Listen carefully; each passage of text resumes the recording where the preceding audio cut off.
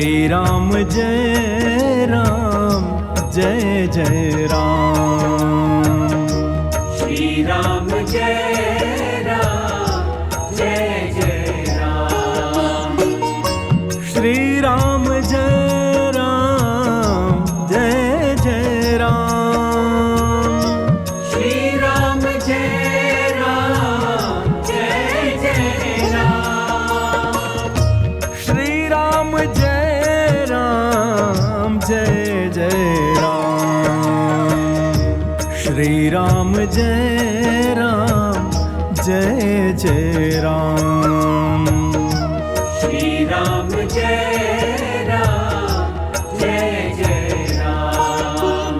श्री राम जय राम जय जय राम। श्री राम जय राम जय जय राम। श्री राम जय राम जय जय राम। श्री राम जय राम जय जय राम।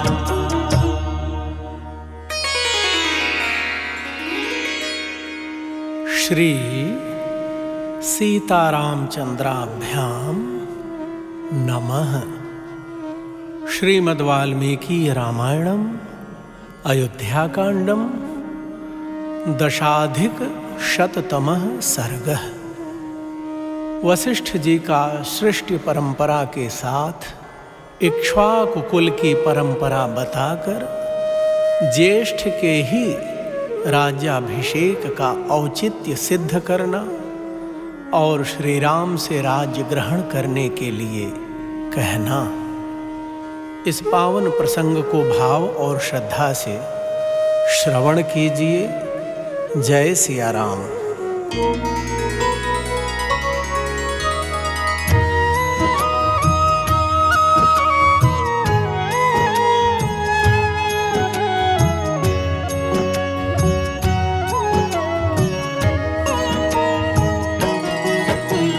क्रुद्धमाज्ञाय रामं तु वसिष्ठः प्रत्युवाचः जाबालिरपि जानीते लोकस्यास्य गतागतिं निवर्तयितुं कामस्तु त्वामेतद्वाक्यमब्रवीत् इमां लोकसमुत्पत्तिं लोकनाथ निबोध मे।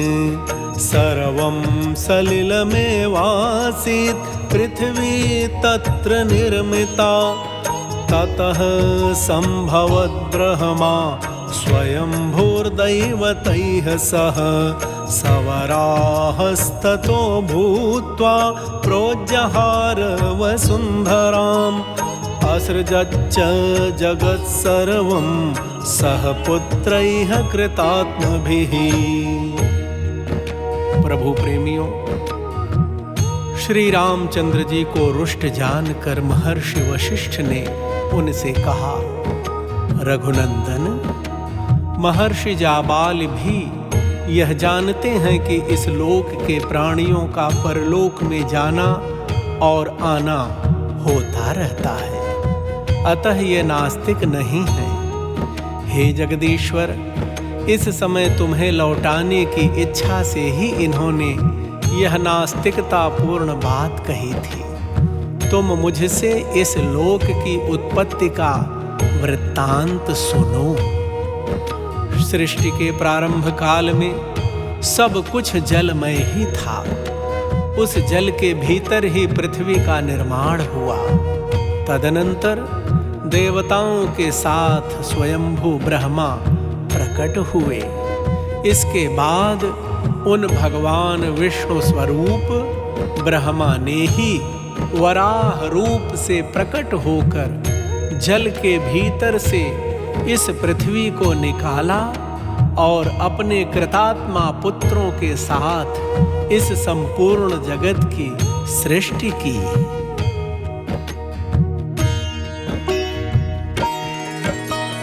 आकाश प्रभवो ब्रह्मा शाश्वतो नित्य अव्ययः तस्मान्मरीचिः संजज्ञे मरीचेह कश्यपः सुतः विवस्वान् कश्यपा जज्ञे मनुर्वैवस्वतः स्वयं स तु प्रजापतिः पूर्वम् इक्ष्वाकुस्तु मनोः सुतः यस्येयं प्रथमं दत्ता समृद्धा मनुनामहि तमिक्ष्वाकुम् अयोध्यायां राजानं विद्धि पूर्वकम् इक्ष्वाकोस्तु सुतः श्रीमान् कुक्षिरित्येव विश्रुतः कुक्षेरथात्मजो वीरो विकुक्षी रुदपद्यत। प्रभु प्रेमियों, वशिष्ठ जी प्रभु श्री राम जी से कहते हैं, राम आकाश स्वरूप पर ब्रह्म परमात्मा से ब्रह्मा जी का प्रादुर्भाव हुआ है, जो नित्य सनातन एवं अविनाशी हैं। उनसे मरीच उत्पन्न हुए और मरीच के पुत्र कश्यप हुए। कश्यप से विवस्वान का जन्म हुआ। विवस्वान के पुत्र साक्षात वैवस्वत मनु हुए, जो पहले प्रजापति थे। मनु के पुत्र इक्ष्वाकु हुए, जिन्हें मनु ने सबसे पहले इस पृथ्वी का समृद्धशाली राज्य सौंपा था। उन राजा इक्ष्वाकु को तुम अयोध्या का प्रथम राजा समझो। इक्ष्वाकु के पुत्र श्रीमान कुक्ष के नाम से विख्यात हुए। कुक्ष के वीर पुत्र विकुक्ष हुए।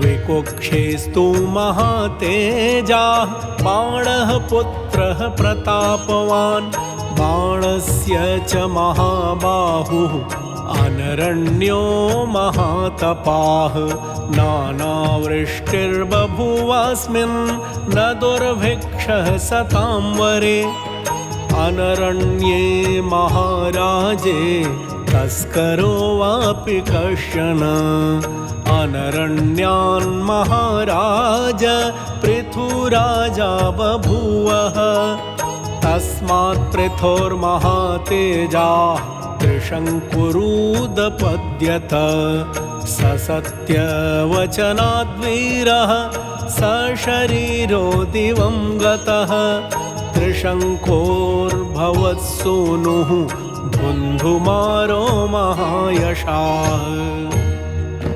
प्रभु प्रेमियों, वशिष्ठ जी आगे कथा बताते हुए राम जी से कहते हैं, राम विकुक्ष के महातेजस्वी प्रतापी पुत्र बाण हुए।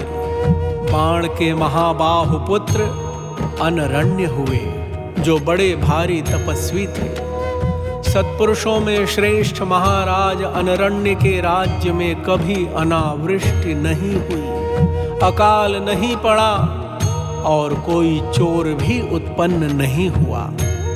महाराज अनरण्य से राजा पृथु हुए। उन पृथु से महातेजस्वी त्रिशंकु की उत्पत्ति हुई।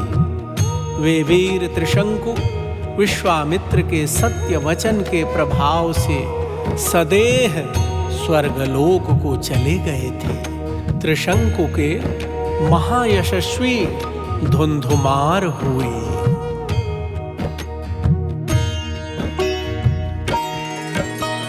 धुंधुमारान् महातेजा यौवनाश्वो व्यजायत यौवनाश्वसुतः श्रीमान् मान्धाता समपद्यत मान्धातुस्तु महातेजाः स्वसन्धिरुदपद्यत सुसन्धेरपि पुत्रौ द्वौ ध्रुवसन्धिः प्रसेनजित् यशस्वी ध्रुवसन्धेस्तु भरतो रिपुसूदनः भरतात्तु महाबाहो असितो नाम जायत यस्यैते प्रतिराजान उदपद्यन्त शत्रवः हैहयास्ता जलङ्घाश्च शूराश्च शशबिन्दवः।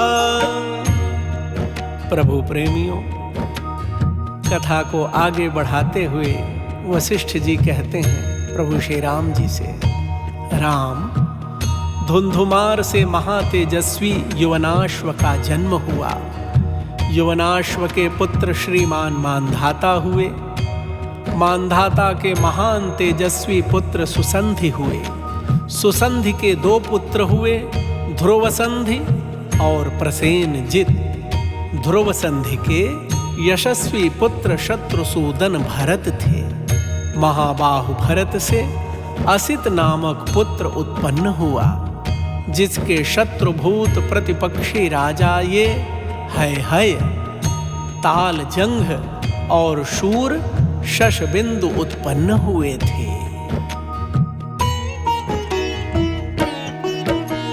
तांस्तु सर्वान् प्रतिव्यूह्य युद्धे राजा प्रवासितः स च शैलवरे रम्ये बभूवाभिरतो मुनिः।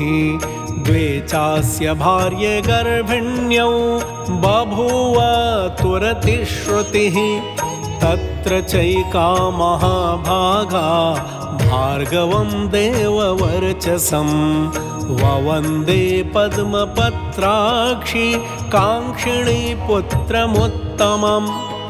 एका गर्भविनाशाय सपत्न्यै गरलं ददौ भार्गवश्च्यवनो नाम हिमवन्तम् उपाश्रितः। तामृषिं साभ्युपागम्य कालिंदी त्वभ्यवादयत्। प्रभु प्रेमियों, आगे कथा बढ़ाते हुए वशिष्ठ जी कह रहे हैं श्री राम जी से, उन सब का सामना करने के लिए सेना का व्यूह बनाकर युद्ध के लिए डटे रहने पर भी शत्रुओं की संख्या अधिक होने के कारण राजा असित को हार कर परदेश की शरण लेनी पड़ी। वे रमणीय शैल शिखर पर प्रसन्नता पूर्वक रहकर मुनि भाव से परमात्मा का मनन चिंतन करने लगे। सुना जाता है कि असित की 2 पत्नियां गर्भवती थीं। उनमें से एक महाभागा कमल लोचना राजपत्नी ने उत्तम पुत्र पाने की अभिलाषा रखकर देवतुल्य तेजस्वी भृगुवंशी च्यवन मुनि के चरणों में वंदना की, और दूसरी रानी ने अपनी सौत के गर्भ का विनाश करने के लिए उसे जहर दे दिया। उन दिनों भृगुवंशी च्यवन मुनि हिमालय पर रहते थे। राजा असित की कालिंदी नाम वाली पत्नी ने ऋषि के चरणों में पहुंचकर उन्हें प्रणाम किया।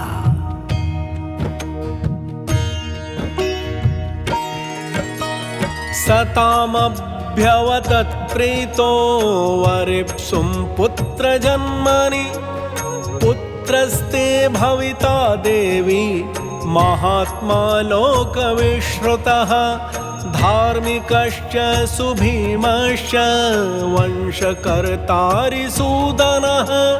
श्रुत्वा प्रदक्षिणं कृत्वा मुनिं तमनुमान्य च पद्मपत्र समानाक्षं पद्मगर्भसमप्रभं।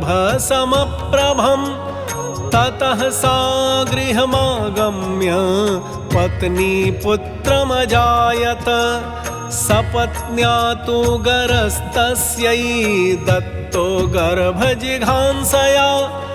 गरेण सह तेनैव तस्मात् स सगरोऽभवत्।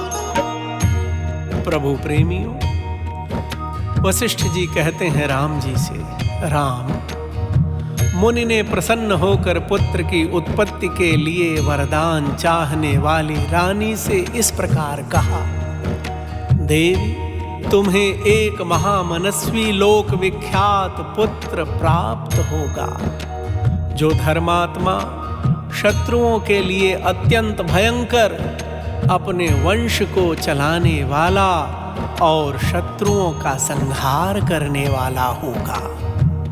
प्रभु प्रेमियों, यह सुनकर रानी ने मुनि की परिक्रमा की और उनसे विदा लेकर वहां से अपने घर आने पर उस रानी ने एक पुत्र को जन्म दिया, जिसकी कांति कमल के भीतरी भाग के समान सुंदर थी और नेत्र कमल दल के समान मनोहर थे।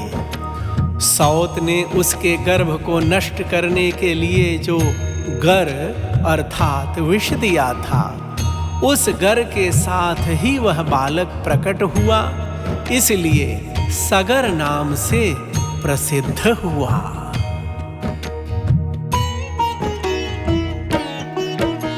स राजा सगरो नाम यः समुद्रमखानयत् इष्ट्वा पर्वणि वेगेन त्रासयान् इमाः प्रजाः असमञ्जस्तु पुत्रोऽभूत् सगरस्येति नः श्रुतम् जीवन्नेव स पित्रा तु निरस्तः पापकर्मकृत् अंशुमानपि पुत्रोऽभूत् असमञ्जस्य वीर्यवान् दिलीपोऽंशुमतः पुत्रो दिलीपस्य भगीरथः भगीरथात् ककुत्स्थश्च काकुत्स्थायेन तु स्मृताः ककुत्स्थस्य तु पुत्रोद्भूत् रघुर्येन तु राघवाः।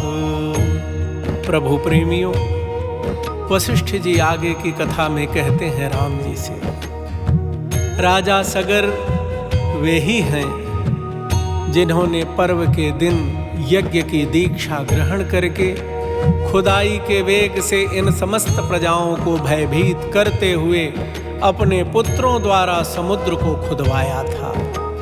हमारे सुनने में आया है कि सगर के पुत्र असमंजस हुए, जिन्हें पाप कर्म में प्रवृत्त होने के कारण पिता ने जीते जी ही राज्य से निकाल दिया था।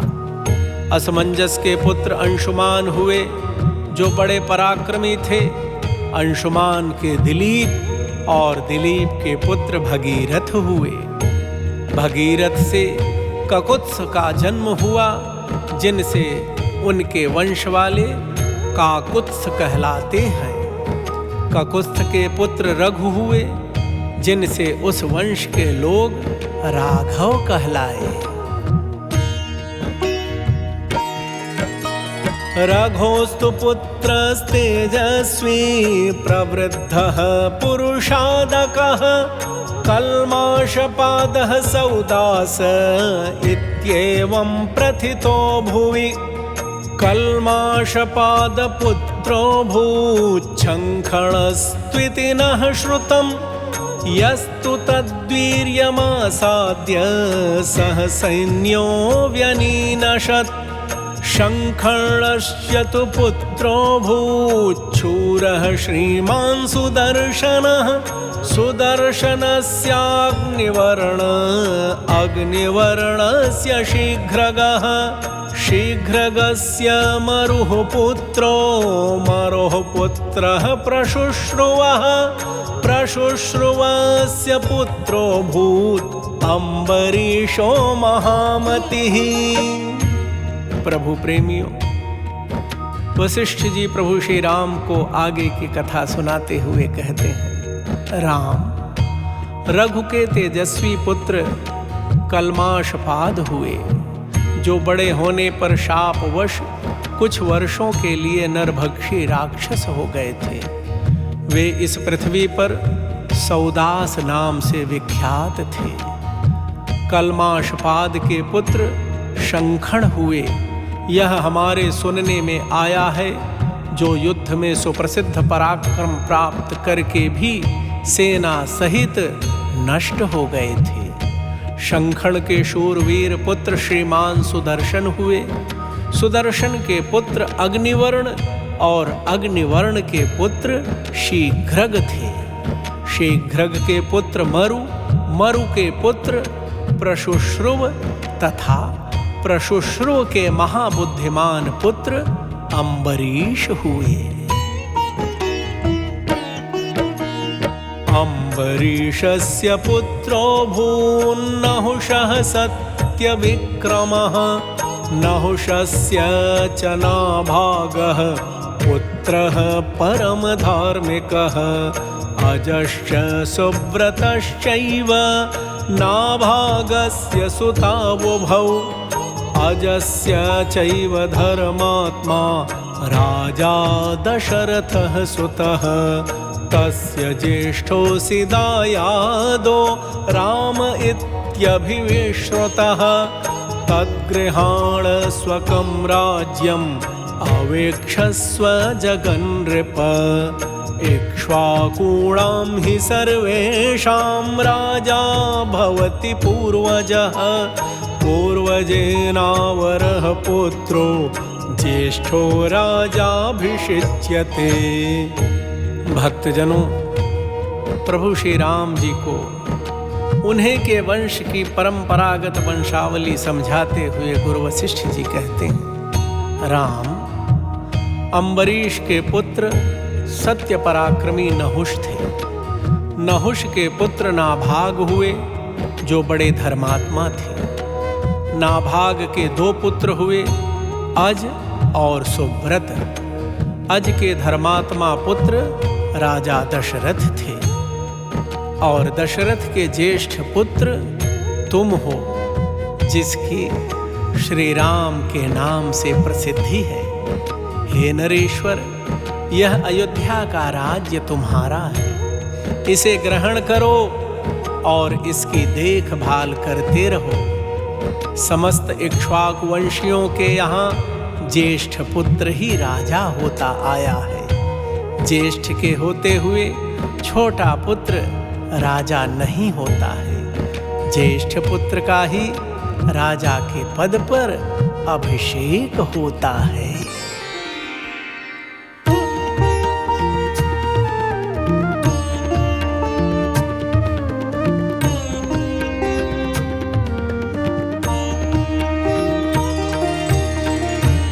राघवाणां कुलधर्ममात्मनः सनातनं नाद्य विहन्तुमर्हसि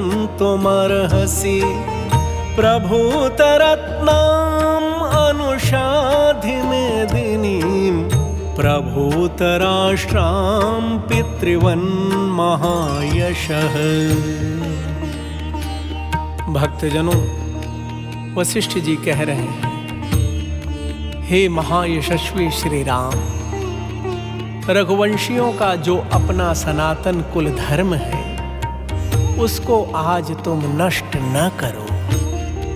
बहुत से अवान्तर देशों वाली तथा प्रचुर रत्न राशि से संपन्न इस वसुधा का पिता की भांति पालन करो। इत्यार्षे श्रीमद् रामायणे वाल्मीकिये आदिकाव्ये अयोध्याकाण्डे 10+100तमः सर्गः। इस प्रकार श्री वाल्मीकि निर्मित आर्ष रामायण आदि काव्य के अयोध्या कांड में 110वां सर्ग पूरा हुआ।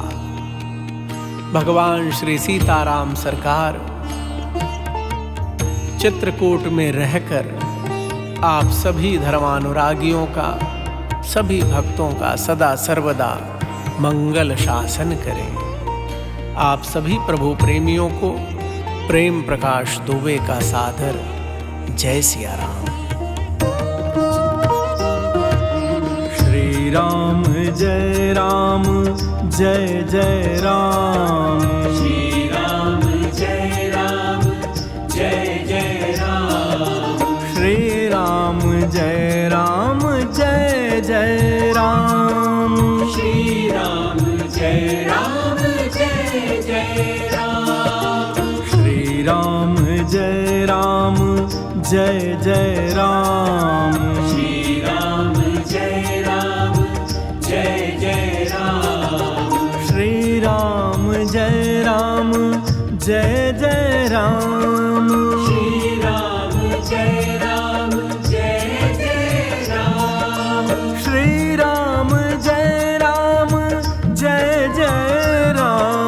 श्री राम जय राम जय जय राम श्री राम जय राम जय जय राम श्री राम जय राम जय जय राम श्री राम जय राम जय जय राम श्री राम जय राम जय जय राम श्री राम जय राम जय जय राम श्री राम जय राम जय